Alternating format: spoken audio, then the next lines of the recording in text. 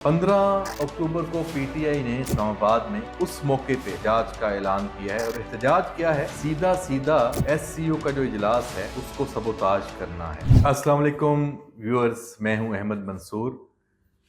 12 अक्टूबर की तारीख ख़त्म हो रही है और 13 अक्टूबर कैलेंडर पे आ गई। 15 अक्टूबर को पीटीआई ने इस्लामाबाद में उस मौके पे एहतजाज का ऐलान किया है। और एहतजाज क्या है, सीधा सीधा एससीओ का जो इजलास है उसको सबोताज करना है। जो सियासी कमेटी है उसकी जो तफसील सामने आई है वो आपसे शेयर करेंगे कि पीटीआई के अंदर वाज़े तौर पे इसमें दो धड़े मौजूद हैं।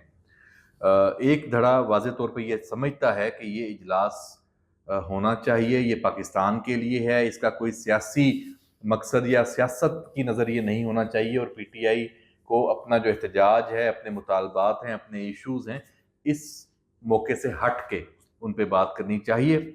लेकिन जो इंतशारी और फसादी ग्रुप है वो हावी नज़र आ रहा है। और पीटीआई की जो क़यादत है, जो अडयाला से लीड होती है या फिर जो बाहर से जिनके ताने बाने हैं, आपको नज़र आ रहा होगा इसमें सोशल मीडिया पे वो अनासर, वो लोग, उनकी पूरी कोशिश है कि ये 15 अक्टूबर का जो ऐलान किया है पीटीआई की सियासी कमेटी ने और शेख वकास अकरम ने और बाकी लोगों ने, इस पे अमल हो। और उनकी पूरी कोशिश है और वो पूरा माहौल बना रहे हैं। उस माहौल बनाने के ऊपर तो हम क्या बात करें, उनका तो काम ही यही है। लेकिन होगा क्या? मैं पहले भी इस पे बहुत बात कर चुका हूं पिछले 48 घंटों में। मैं आज आपको फिर बता रहा हूं कि मैंने क्रॉस चेक किया है इंफॉर्मेशन के रियासत का रिस्पांस क्या होगा।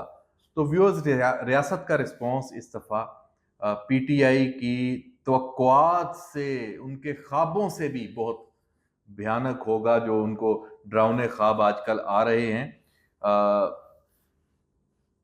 पीटीआई के वो इंतशारी और फसादी जो अपने घरों में या अपनी खुफिया कमीन गाहों में बैठ के भी ये सोचेंगे कि वो इस्लामाबाद का रुख करेंगे, यहाँ पे अनरेस्ट होगा, जो 1500 2000 जो लोग हैं वो यहाँ इकट्ठे होंगे और शेलिंग वाला वही सीन जो माजी में हम देखते आए हैं वो होगा। ऐसा बिल्कुल नहीं होगा। अभी ये सोच उनके दिमाग में आ रही होगी तो रियासत उनको अपनी गिरफ्त में ले लेगी। ये फैसला हो चुका है और इस हवाले से बहुत सारा काम है वो शुरू भी हो चुका है। कुछ गिरफ्तारियां भी हैं, क्रैकडाउन भी है। इस्लामाबाद आने का सोचना भी नहीं। तहरीक इंसाफ वालों को ये पैगाम है, और ख़ास तहरीक इंसाफ वालों को नहीं, ये इंतशारी और फसादी जो ये ग्रोह है ये उनके लिए है। तो ये तो एक मामला है, ये मैंने कहा कि शुरू में ही बता दूं आप आज के वीलॉग में, क्योंकि ये एक डेवलपिंग स्टोरी है और इसमें अभी बहुत सारी चीज़ें और आनी है। बैरिस्टर गौहर का क्या किरदार होगा, उमर अयूब का क्या किरदार होगा, पीटीआई खैबर पख्तूनख्वा का अली अमीन गंडापुर का क्या किरदार होगा, और पीटीआई क्या पंजाब से लोग निकल पाएंगे या नहीं निकलेंगे, ये मिसकैलकुलेशन है या पीछे इनके ऊपर जो इनके असल आका हैं ये उनका प्रेशर है।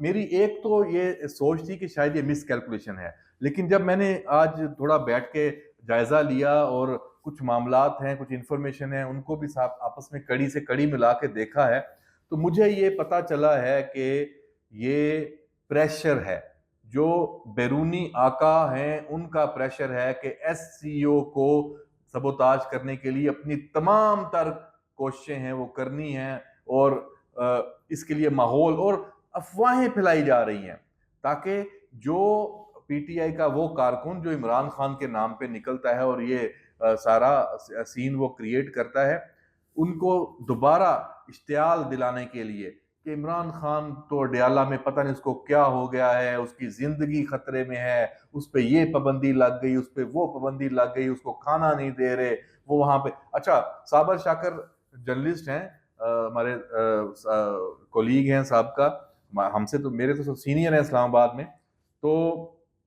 انہوں نے اب تو پتہ نہیں وہ کیا ہیں، انہوں نے ابھی ایک بات کی، انہوں نے کہا کہ جی عمران خان تو اڈیالہ میں ہی نہیں ہے. مطلب اس طرح کی چیزیں پھیلائی جا رہی ہیں. بھائی عمران خان اڈیالہ میں ہے، روٹین کے سارے ایشو جیسے وہ ہو رہے ہیں وہی چل رہے ہیں. فرق کیا ہے؟ فرق ہے صرف کہ اس کا جو وہاں سے کوئی روز تقریر آتی تھی، بیان آتا تھا، وہ نہیں آ رہا. 18 19 20 تاریخ تک وہ سین نہیں ہے، کیونکہ اس وقت پورے ملک کا فوکس ایس سی او کا اجلاس ہے. تو عمران خان سے گفتگو کی کس کو پڑی ہوئی ہے؟ تو بس یہ ایک ایشو ہے، باقی تو کچھ بھی نہیں ہے. تو اس سے کوئی قیامت تو نہیں آنے لگی. 20 تاریخ تک اس کا کوئی بیان باہر نہیں آئے گا تو کیا ہو جائے گا؟ تو یہ سب یہ پھیلا رہے ہیں سارا اشتعال انگیزی دلانے کے لیے، لیکن اتنا آسانی سے کوئی سین نہیں بننے والا ان لوگوں کا. تو یہ صورتحال ہے. اور میں آپ کو بتا دوں کہ پی ٹی آئی میں جو آپ کے دوست ہیں، میرے دوست ہیں، میں ان سب کو یہ مشورہ دیتا ہوں کہ یہ ایک ایسا موقع ہے آپ کو دوبارہ سوچنے کا، سمجھنے کا، اپنی سیاست کو درست سمت میں لے کے جانے کا. عمران خان سے، اس انتشاری اور فسادی سیاست سے اپنے آپ کو دور کر لیں. اچھا، کچھ ارکان اسمبلی پی ٹی آئی کے ان کو گرفتار بھی کیا گیا ہے. میں اسے گرفتاری ہی کہوں گا، یا آپ کہہ لیں کہ اغوا کیا گیا ہے، زیادہ اپروپریٹ ورڈ ہے. خیبر پختونخوا میں وہ موجود ہیں، میں نہیں کہہ رہا. عظمیٰ بخاری نے یہ پریس کانفرنس بھی کی ہے، اس کے علاوہ بھی ہمارے پاس انفارمیشن ہے. تو 7 سے زیادہ ارکان اسمبلی ہیں.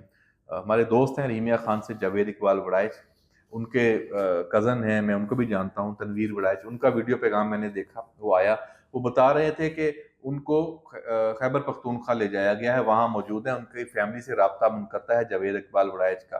اس طرح خواجہ شیراز ہیں، اسی طرح ایک حاجی امتیاز ہیں. اچھا، ایک حامد میر صاحب نے ایک ٹویٹ کر دیا کہ جی ان کی فیملی، ان کے گھر پہ ملازمین پہ تشدد ہوا ہے اور پتہ نہیں، جبکہ انفارمیشن یہ ہے کہ وہ خیبر پختونخوا میں ہے اور پی ٹی آئی کی قیادت نے ان کو غائب کیا ہوا ہے. تو اس کا کیا مدعا ہے؟ یہ ہے آئینی ترمیم کا، جو آج کے وی لاگ کا ہمارا اگلا ٹاپک ہے. تو ایسے آپ کے اگر جو ارکان اسمبلی ہیں جن پہ آپ کا اعتماد ہی نہیں ہے، ان کو آپ اٹھا کے غائب کر رہے ہیں، تو یہ پارٹی ہے آپ کی، یہ نظریہ ہے عمران خان کا کہ آپ کو زبردستی غائب کرنا پڑ رہا ہے اپنے بندوں کو. کہیں وہ اپنے ضمیر کی آواز پہ، یا وہ یہ سوچ کے کہ یہ چیز درست ہے، یہ غلط ہے، وہ ووٹ نہ دے دیں آئینی ترمیم کو، یا کسی بھی ایسی ایکٹیویٹی کو جو پارلیمنٹ میں ہونی ہے. کیا یہ جمہوریت ہے؟ مطلب فاشزم تو یہ ہے جو آپ الزام دوسروں پہ لگاتے ہیں، کر آپ خود رہے ہیں. اچھا، جب ان کی فیملی کے لوگوں نے براہ راست الزامات لگانا شروع کر دیے ہیں، تو پی ٹی آئی کے جو لوگ ان کو لے کے گئے ہیں وہ تو پھر برے پھنسیں گے، وہ تو قانون کی بھی گرفت میں آئیں گے. یہ تو جرم ہے. دیکھتے ہیں اس کا کیا نتیجہ نکلتا ہے. لیکن خبر کیا ہے؟ خبر یہ ہے کہ آئینی ترمیم تو ہوگی، نمبر گیم بھی پوری ہے اور تیاری بھی پوری ہے.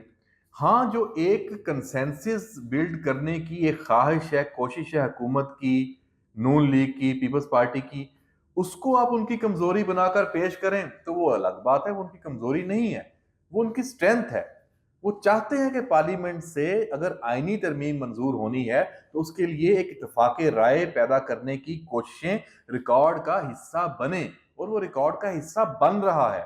ماضی میں بھی یہ تمام سیاسی جماعتیں جس بھی آئینی ترمیم کے لیے اس کا حصہ رہی ہیں، تو یہ سب کچھ ہوتا رہا ہے.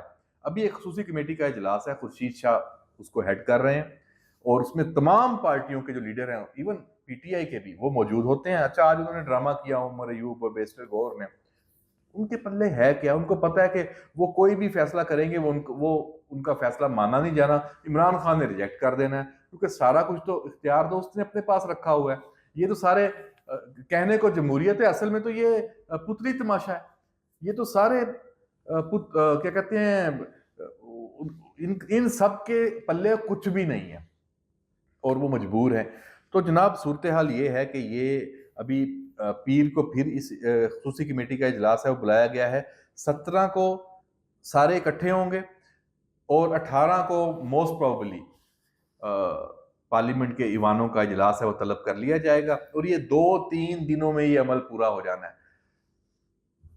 چیف جسٹس قاضی فائز عیسیٰ وہ یقیناً اس سارے معاملے میں ابھی تک ان کی یہی صورتحال ہے کہ وہ آئینی عدالت اگر جو بنتی ہے، اگر آئینی ترمیم ہو جاتی ہے، اس کے بھی سربراہ نہیں ہوں گے۔ میں یہ سمجھتا ہوں کہ جب قانون بن جائے گا اور پارلیمنٹ سے آئینی ترمیم منظور ہو جائے گی تو پھر قاضی فائز عیسیٰ کے پاس بھی چوائس ہوگی کہ وہ سوچیں اپنے جو اس وقت تک کا فیصلہ ہے اس پہ وہ نظر ثانی کریں۔ نہیں بھی کریں گے تو باقی ججز موجود ہیں۔ ہاں، جو سینئر موسٹ جج ہیں سپریم کورٹ کے جسٹس منصور علی شاہ، انہوں نے چیف جسٹس بننا ہے آج تک کے قانون کے مطابق۔ اسی لیے حکومت کہہ رہی ہے کہ ابھی تک نوٹیفیکیشن نہیں ہوا، وہ نوٹیفیکیشن کہہ رہے ہیں 24 تک بھی ہو سکتا ہے، 24 کو ہوگا تو 25 کو وہ حلف لے لیں گے یا 26 کو وہ آ جائیں گے چیف جسٹس کے طور پہ، تو اس سے پہلے ہی سب کچھ ہونا ہے۔ ہاں، یہاں میں ایک بات واضح کر دوں، اگر کسی بھی وجہ سے، امکان نہیں ہے اس کا، کسی بھی وجہ سے یہ آئینی ترمیم نہیں ہو پاتی تو پھر بھول جائیں کہ اس ملک میں کوئی عدالتی اصلاحات ہوں گی، ایک نئی لڑائی اور نئی جنگ شروع ہو جانی ہے۔ کیونکہ چلے میں یہاں پہ اگلی بات نہیں کرتا، پتہ آپ کو بھی ہے میں کیا کہنا چاہتا ہوں، تو دیکھتے ہیں ساری صورتحال، ایس سی یو کے اجلاس کو بھی، پی ٹی آئی کے احتجاج کو بھی، اور آئینی ترمیم کے معاملے کو بھی۔